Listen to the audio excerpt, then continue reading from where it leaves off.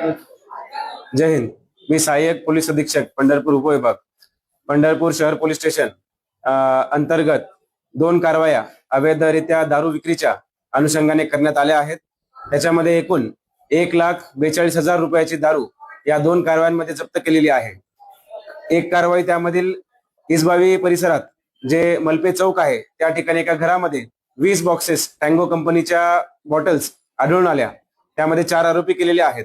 त्याचबरोबर आज एक 4 व्हीलर वाहन आणि 2 दुचाकी वाहन यांना गराडा घालून ट्रॅप लावून त्यांच्यातून दारू जप्त करण्यात आलेली आहे. त्यामध्ये 3 आरोपी आहेत. असे एकूण 7 आरोपी आणि एकूण जवळपास 11,40,000 रुपयाचा मुद्देमाल या 2 कारवाईमधून जप्त करण्यात आलेला आहे.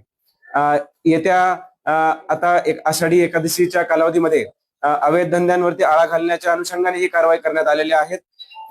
माऊली पथक हे आमच्या पंढरपूर उपविभागाचं पथक आहे, ज्यामध्ये कुठल्याही अशा अवैध धंद्यांची माहिती मिळताच ताबडतोब त्यावरती कारवाई करून ह्या अशा वारी कालावधीत भाविकांना व जे इथे वारकरी येतात त्यांना कुठलाही त्रास न होण्यासाठी आम्ही दक्षता घेत आहोत आणि तशाच कारवाया पुढे सुद्धा चालू राहणार आहेत.